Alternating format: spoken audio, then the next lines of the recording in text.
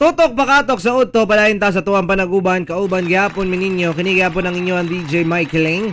O kini gyapon si Lulu Baba ha. Plus ta gyapon ta sa tuwang paglanyog-lanyog pabati gyapon ta ninyo ha. Alas 12:16 na gyud sa kauton. Kanyawat ka nga busog na mo diha kung wala pa man ang gani ano ning kaon pa man kag di magyapon ka mabusog. My God, you're getting in my nerves. Magkaon gani dapat mabusog. Ha? Asosi. Pero bitaw, hala sige, hinyaot nga sa inyo ang pagpaniud to, nakatumal po mo sa itong produkto diri sa Kalabo. Ha? Kay tuon kinya itong programa, gado ka na to sa Kalabo plus with garlic. Nga dunay lemongrass, turmeric o Kalabo leaves. White o green ang color sa capsule ninyo, mga kabisyo hinigugma nyo. Ha?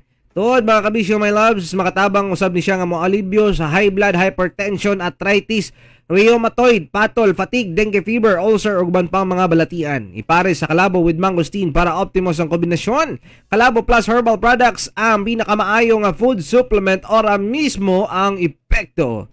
Hala sige, palit na mo diha dapita sa inyohang mga duol nga butika ug parmasya sa inyohang lugar aron inyohan ang pamatudan og matumar ato ang mga produkto diri sa Kalabo mga kabisyo my loves. Alright?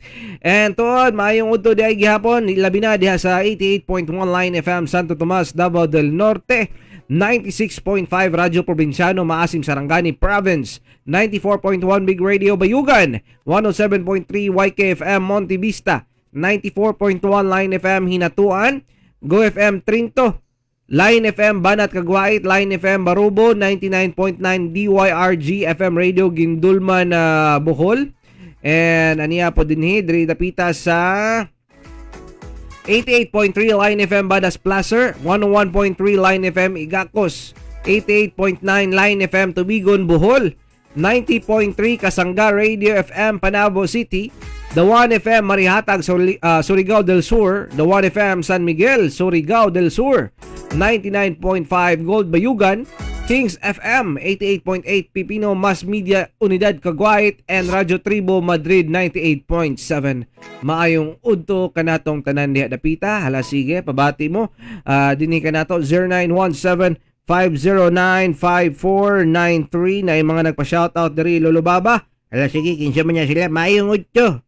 Didi pangutanya lang asa naman si niya alasay siyang programa tangin ninyo ha. Hello din ni Ate Inday Andison family from May Ann. Dagan salamat sa inyo diha. Padayon tanya tong sunod nga programa may giling. Og tuod ani na pod ang atuang Katok Confession. Kung gusto mo mag-share sa inyong mga kaagi confession sa inyong kinabuhi, message lang dira sa atuang Facebook page, like and follow Katok Confession mga kabisyo. Live po usab kita karon diya sa atuang Facebook page sa Katok Confession, and diri sa atuang Facebook page personal sa DJ Michaeling personal account nato nga Facebook account, and sa may Kalabo herbal products gesture marketing Facebook page. Pwede mo mag comment pabati diha dapita. Sige, para to ang matimbaya diha karon kung asa mong dapita karon na himutang og maayong udto sa gihapon tuod ilabi na sa mga drivers natong kubati gihapon silang pagmamasada karon mga takna. Kumusta ta ninyo diha karon? Anyway, plaster ta ni ato ang programang Katok Confession, laing story ang atong hatagag pagtagad mga kabisyo my loves. Very interesting masyado Lolo Baba. Ala sige, kunya ko excited niya ko. Char, di halata, no? Lagi, sige, sa mga tirada niya diya karon. Ani ana ato ang Katok Confession. I'm one of the people na naka-encounter ani November 8, 2014. 1 year after the devastating typhoon. Pumupunta kami sa mass grave sa mga nasawi sa bagyo to pay respect and pray for them.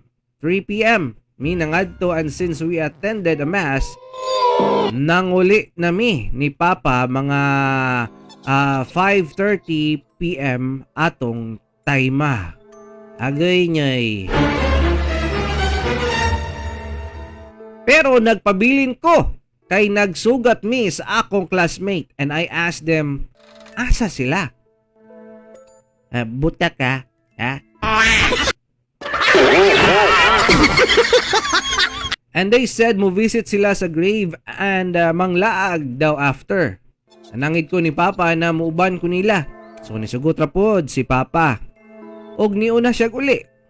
While ako and my classmate nagdagkot din ng lakaw. It was so dark. Mga 6 p.m. Kapin na gidto mga tayma. And daghan tao ato, so we walked along the road while planning asa amang laag. We plan nga mo ato sa balay sa ako ang classmate, mangaon.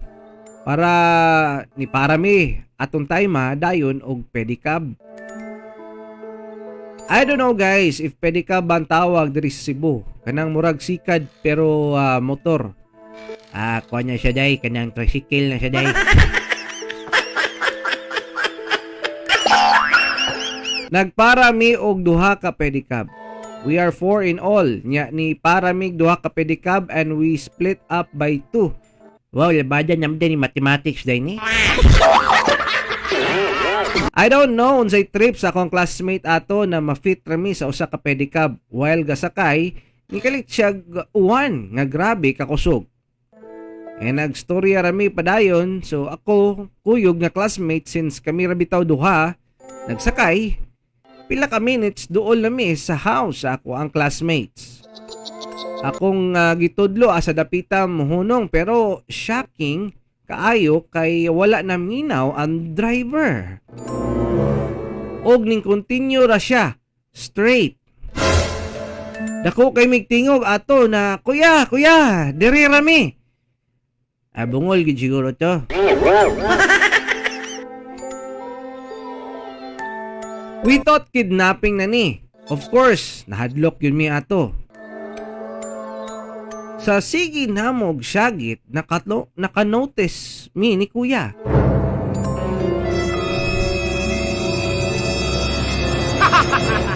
Naka-notice mi nga murag something baho. Uy, nay nang utot. Lagi baho siya as in murag patay nga ilaga. Murag ya wala lang gihapon mi. So, wakaanto sa akong classmate, he grabbed the arm sa driver. And as she grabbed the arm sa driver,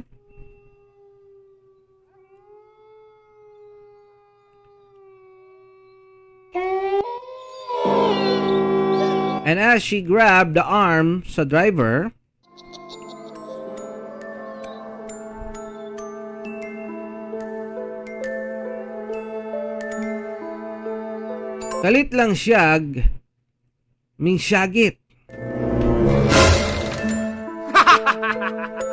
Nakuratan ko og pagtan-aw nako sa arm ang skin sa driver kay lata nga greenish nga rotten flesh.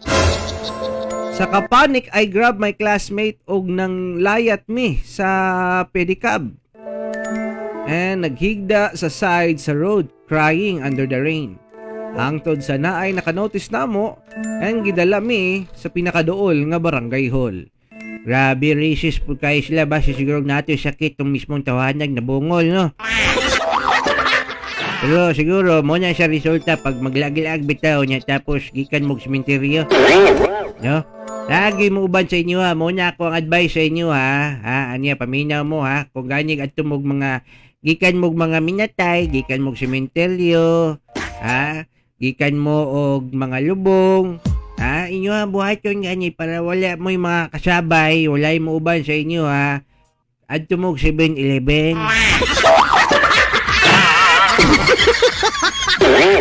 So, ibilin ninyo dito, o asang mga convenience store,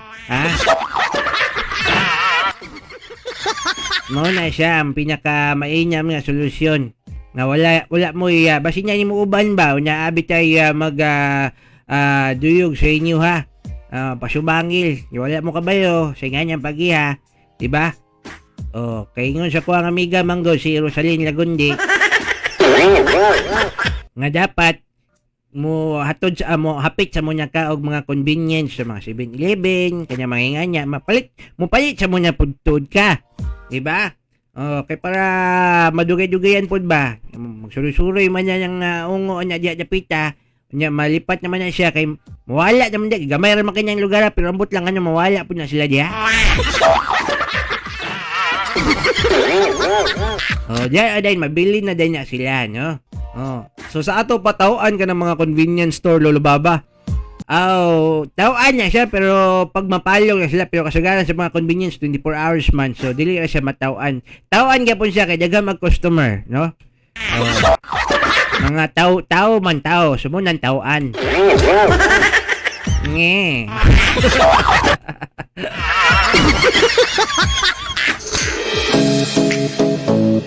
Anyway, mga kato, alas 12:27 nagyod sa kautuhon mga kabisyo, my love. So sweet. Hala, sige, daghang salamat. Kamo diha ha, kung gusto mo mag-share sa inyo ang mga kaagi or unsa ba inyo ang gusto i-confess, message lang sa Katok Confession Facebook page. Like and follow. Hello do Taurus Yam. Oh, agi reply ba? Sige. Anyway, mga kabisyo, my loves, gihapon ha, di na to kalimtan, magpalagsik, magpahimsog sa kalawasan. Okay, daghan na ba kayo karon nagantos sa mga delikado kayong mga sakit, sama sa leukemia or cancer sa dugo, lisod ng matambalan. No, kung ikaw matakbo yan ini, diabetes, samot, taas nga sugar nga mo komplikar sa imuhang lawas, nga mura kag gilaygay sa hinahinay nga pagpayat niya na, no? Oh, maluya dayon tud ka, labi na kung masamad, dugay pa jud kang maayo. Posibleng maputlan pa jud kag tiil ang kadaghanan sa mga natakbuyan niini. High blood pressure, hypertension, taydoor ni nga sakit nga posibleng sa kalit bawian ka sa imong kinabuhi. Posibleng tungod sa taas nga kolesterol o lapot ang imong dugo maong mubara ang imong mga ugat nga moresulta sa pagkaparalisa sa imong lawas. Sakit sa kasing-kasing or cardiac arrest, kidney stone o pagtaas sa creatinine. No, munang piliya lamang kini nga mga sakit mga kabisyo nga pwede malikayan kung ikaw makainom sa kombinasyon sa Calabo Plus with Mangosteen Herbal Food Supplement, Calabo Plus with Mangosteen Herbal Food Supplement nga gidama sa Jesser Marketing. Sangkap sa mga nagunang herbal sama sa Calabo Leaves, Panyawan, Malunggay, Sambong ug Mangosteen. Daghan na nagpamatuod nga sila na protektahan og dalibyuhan sa numero 1 food supplement sa market ang Calabo Plus with Mangosteen Herbal Food Supplement uban sa Calabo Plus Herbal Liniment Oil. Ang pinakamaayo ora mismo ginama sa Jesser Marketing. Alang sa dugang pang impormasyon, tawag lang sa numero 0930-973-6009. Hala, sige. Og duyog gyapon ta sa tuang pagpaminaw kanato karon mga takna padayon sa tuang pagpalagsik, pagpahimsog sa kalawasan og paglikay sa mga sakit balatian ng uban pa. Okay, sa mga hinigugma nato diha karon nga nagpanukad sa gihapon sa ilahang pagpahulay kay bag-o lang nakapaniud to. Basin niyang bation kag kaduka diha karon ha. Ay pagpa-alarm gituod kay na basi malate ka. Anyway, duyog ta padayon sa tuang pagpaminaw sa tuang programa diri kanato sa Tutok Pakatok sa Udto. Kauban ninyo of course kini si Mike Kiling. O kini po J. Lolo Baba. Ha?